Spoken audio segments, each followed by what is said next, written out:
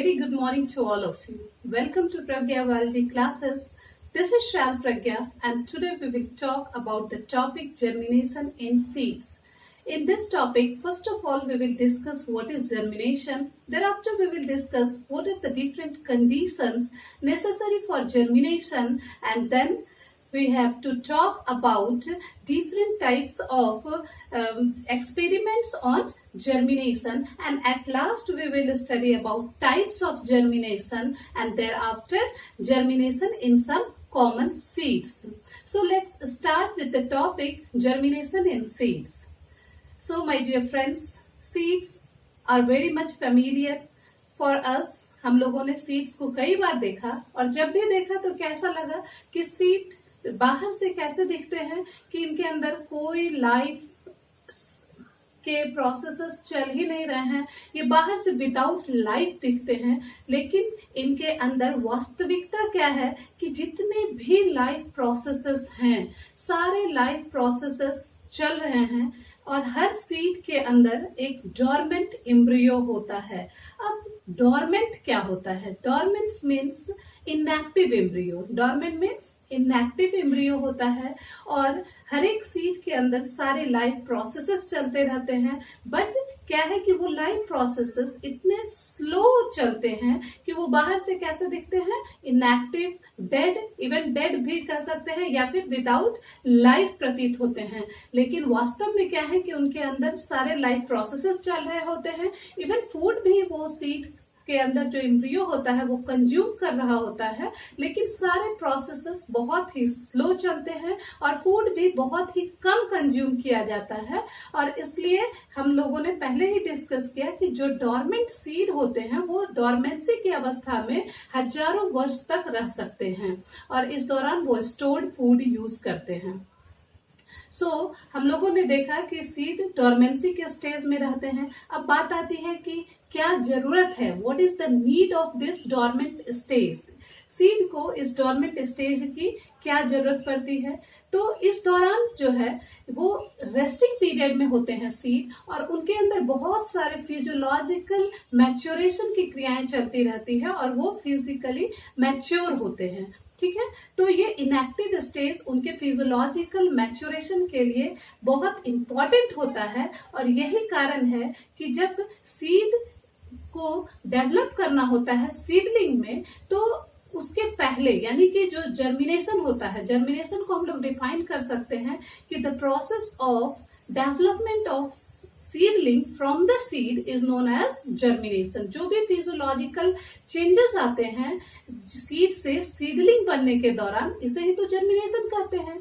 और ये सीडलिंग बनने का जो प्रोसेस है ये फ्रेश सीड में जनरली नहीं पाया जाता है. वो इसलिए नहीं पाया जाता है क्योंकि फ्रेश सीड को मैच्योरेशन के लिए एक रेस्टिंग स्टेज की जरूरत होती है और वो रेस्टिंग स्टेज डोरमेंसी के स्टेज में जाने के बाद ही मिलता है. इसलिए फ्रेश सीड जनरली जर्मिनेट नहीं करेंगे. जब भी सीड जर्मिनेट करेंगे तो वो after passing some period of dormancy. Okay, that is the resting period and during which the seed undergoes physiological maturation. Now we will talk about some conditions that are required for germination. अब कौन कौन से ऐसे conditions हैं जिनके absence में germination हो ही नहीं सकती है? तो ये conditions हैं water, suitable temperature and air. Okay, जब भी सीड वैसे तो डोरमेंट स्टेज में होते हैं और जब भी सीड को ये सारे सुटेबल कंडीशंस अवेलेबल हो जाते हैं तो सीड स्टार्ट करते हैं सीडलिंग में कन्वर्ट होना. ओके, तो जर्मिनेशन प्रोसेस स्टार्ट होगा सीड से और अंत कहाँ पे हो रहा है? सीडलिंग पे. अब बात आती है कि ये सीडलिंग क्या है. तो सीडलिंग क्या है कि एक यंग प्लांट या फिर बेबी प्लांट को हम लोग सीडलिंग कहते हैं जो फर्दर डेवलप करती है. आगे चलकर किस में डेवलप करती है? ये एक मैच्योर प्लांट में. So what is seedling? Seedling is a young plant और a baby plant that develops into a mature plant. अब हम लोग बात करेंगे कि जो फर्स्ट कंडीशन हमने आपसे कहा था वो है वाटर. वाटर की अवेलेबिलिटी सीड जर्मिनेशन के लिए बहुत इंपॉर्टेंट है. अब है कि वाटर ये अब्सॉर्ब कहाँ से करेंगे सीड. तो जैसा कि पहले ही डिस्कस किया गया है कि सीड चारों तरफ से क्या होते हैं, कवर्ड होते हैं सीड कोट से, और ये सीड कोट जो होते हैं एक टफ कवरिंग होते हैं। अब इस टफ कवरिंग को रप्चर करना, इन्हें तोड़ना जरूरी हो जाता है ताकि सीड से जो बेबी प्लांट हैं वो बाहर निकल सकें। ओके, तो वाटर अब्सॉर्ब होगी, तो अब सीड के किस पार्ट से वाटर अब्सॉर्ब होगी?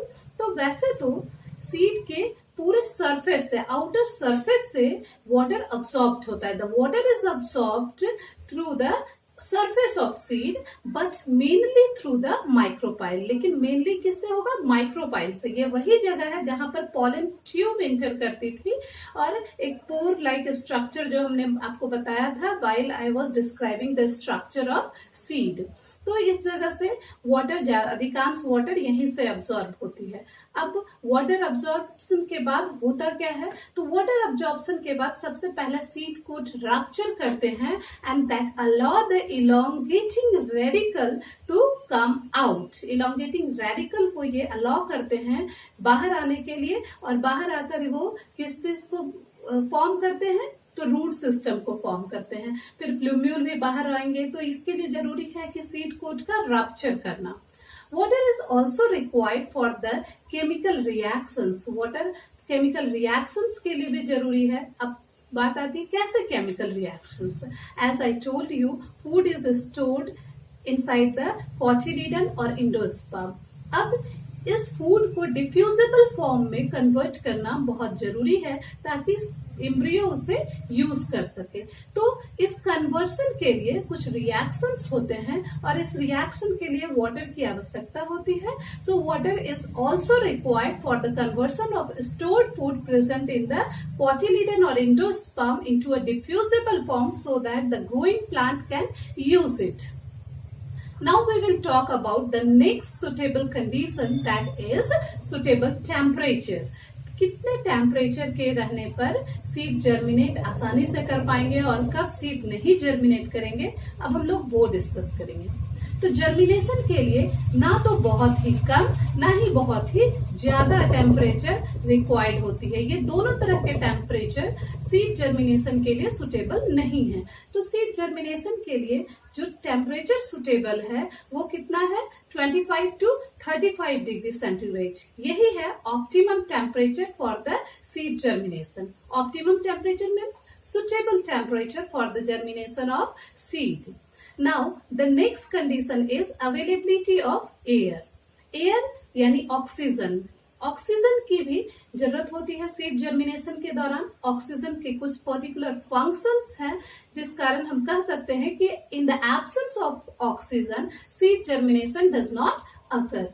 अब क्या फंक्शन है? तो as we know during this process rapid cell division occurs. Rapid cell division और cell growth होता है and for which energy is required.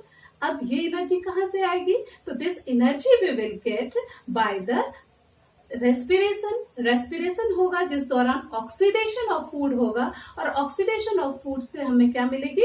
Energy मिलेगी। इसलिए सीड के अंदर ऑक्सीजन रिक्वायर्ड होते हैं ताकि वो ऑक्सीजन के प्रेजेंस में ऑक्सीडेशन ऑफ फूड हो और प्रॉपर एनर्जी अवेलेबल हो पाए। तो यही कारण है अगर सीड को बहुत डीप सॉइल में बोया जाए तो वो सीड फेल हो जाते हैं जर्मिनेट करने में। ऐसा क्यों होता है? क्योंकि वहां पर प्रॉपर सप्लाई ऑफ ऑक्सीजन नहीं होता है, जिस कारण की बहुत अंदर अगर सीड को बोई गई है सॉइल में तो वो फेल कर जाएंगे जर्मिनेट करने में। Next we will talk about different experiments on germination. Germination पे डिफरेंट एक्सपेरिमेंट हम लोग करेंगे जिससे हम लोगों को पता चलेगा कि कैसे ये सारे कंडीशंस के प्रेजेंस में ही जर्मिनेशन हो सकता है। इन the absence of this conditions, these suitable conditions, germination is not possible. So let's see the different experiments. The first experiment we will discuss to prove that water is necessary for the process of germination, and in this process we will take either 2 petri dishes, 2 watch glass or 2 beaker. We will mark them as beaker A or beaker B. Either if we take petri dish, then we will mark petri dish A and petri dish B. We will put some wet cotton in petri dish A and dry cotton in petri dish B। यहीं पर क्या है, हम लोगों ने condition को क्या किया, यहाँ वाटर के कंडीशन में हम लोग देखते हैं कि पेट्री डिश ए में वाटर हम लोगों ने लिया है एंड पेट्री डिश बी में हम लोगों ने ड्राई कॉटन लिया है। Okay, now in petri dish A and B both we will keep some seeds. Petri dish A में जो सीड रखेंगे वो कैसे से सीड्स रखेंगे, वो वेट सीड रखेंगे, जबकि पेट्री डिश बी में हम लोग ड्राई सीड रखेंगे और वो कॉटन भी ड्राई है। अब हम लोग क्या देखते हैं कि 1 या 2 दिन के बाद उसे अगर कवर करके छोड़ दिया जाए रूम टेम्परेचर पर तो दोनों के लिए बाकी कंडीशन सेम है। कंडीशंस बस एक ही डिफर हुई है कि पेट्री डिश ए में हम लोगों ने वाटर लिया है जबकि पेट्री डिश बी में हम लोगों ने वाटर नहीं लिया है। तो 1 या 2 दिन के बाद हम लोग क्या देखेंगे कि सीड्स जो पेट्री डिश ए में रखे गए हैं वो जर्मिनेट करेंगे और पेट्री डिश बी में रखे गए सीड्स जर्मिनेट नहीं करते हैं। तो this shows the importance of water in the process of germination. Okay, अब जो नेक्स्ट एक्सपेरिमेंट हम लोग करेंगे वो प्रूव करने के लिए कि a suitable temperature is necessary for germination. इसमें भी हम लोग 2 पेट्री डिश लेंगे, दोनों में सारे कंडीशन सेम रखेंगे, सिर्फ क्या करेंगे टेम्परेचर डिफर रखेंगे। तो पहले क्या करेंगे, पेट्री डिश को लेकर उसे मार्क करेंगे, petri dish A and petri dish B. अब पेट्री डिश ए और बी दोनों में हम लोग कुछ वेट कॉटन रखेंगे। So place some wet cotton ball in petri dish A and B and then we will put some seeds. कुछ seeds लेंगे जो कि पेट्री डिश ए और बी दोनों में हम लोगों को रखना है। अब पेट्री डिश ए को क्या करना है, हम लोगों को बाहर रूम टेम्परेचर पे रखना है, जबकि पेट्री डिश बी को रेफ्रिजरेटर में रख देना है। तो यहीं पर कंडीशन क्या हो गई, एक को हम लोगों ने रूम टेम्परेचर प्रोवाइड किया जबकि दूसरे को हम लोग बहुत ही लो टेम्परेचर प्रोवाइड किया। और जैसा कि हम लोगों ने पढ़ा है कि सीड जर्मिनेशन के लिए ना तो बहुत ही कम टेम्परेचर चाहिए ना ही बहुत ही ज्यादा टेम्परेचर चाहिए। जर्मिनेशन के लिए optimum temperature 25 to 35 degree centigrade है। अब क्या है, 1-2 दिन के बाद जब हम लोग वॉच करेंगे तो हम लोग क्या देखते हैं कि petri dish A, the seeds kept in petri dish A will germinate but the seeds in petri dish B will not show the sign of germination। यदि जर्मिनेशन कुछ दिनों में होता भी है तो उतना नहीं होगा जितना पेट्री डिश ए में जर्मिनेशन हुआ है। तो इस तरह से हम लोगों ने क्या देखा कि टेम्परेचर, ऑप्टिमम टेम्परेचर भी इंपॉर्टेंस रखता है। So this shows the importance of temperature for germination. Next, we will discuss about the experiment to prove that air or oxygen is necessary for germination. In this, we will take 2 conical flasks and name them A and B. अब इन दोनों conical flask में हम लोग क्या करेंगे, spread करेंगे wait cotton को। दोनों में वेट कॉटन हम लोग ने अभी तक क्या किया, सेम कंडीशंस लिए हैं। अब नेक्स्ट क्या करेंगे कि कुछ वेट सोक्ड सीड्स लेंगे, ग्राम सीड, और उनको स्प्रेड करेंगे दोनों फ्लास्क में। अब 2 टेस्ट ट्यूब लेंगे, एक टेस्ट ट्यूब में हम लोग वाटर लेंगे और दूसरे टेस्ट ट्यूब में हम लोग अल्कलाइन पैरोगैलिक एसिड लेंगे।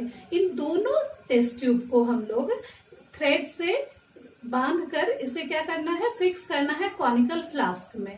ओके, तो with the help of thread and the cork we will fix it in the conical flask. We will keep the test tube hanging in the conical flask. Okay, तो इसे thread और cork के help से इसे hanging रखेंगे। अब जो flask ए है उसमें हम लोगों ने वाटर वाला टेस्ट ट्यूब लिया है, जबकि फ्लास्क बी में हम लोगों ने अल्कलाइन पैरोगैलिक एसिड वाला फ्लास्क लिया है।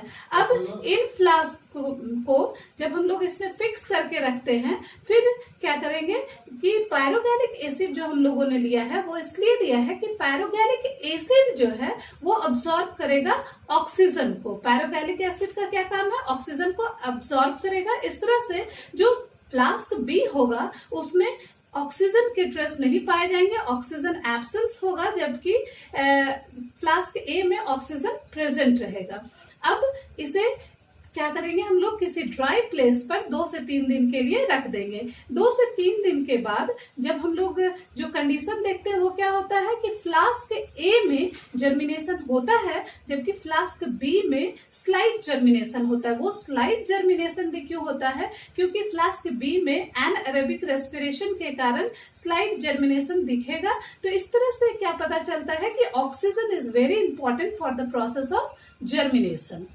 Next we will see the 3 bean seed experiment in which we will take 3 beans, dried beans लेंगे और एक स्लाइड लेंगे, ग्लास स्लाइड। उस ग्लास स्लाइड पर तीनों बीन्स को हम लोग एक थोड़ी थोड़ी दूरी पर हम लोग क्या करेंगे, उसे ट्राई करेंगे। उसके बाद एक बीकर में हम लोग थोड़ा वाटर लेंगे और इस तरह से स्लाइड को रखेंगे कि जो टॉप सीड है उसे पानी से एकदम ऊपर रखना है और जो मिडिल सीड है वो just at the water level रहेगा and the bottom seed is completely immersed in water.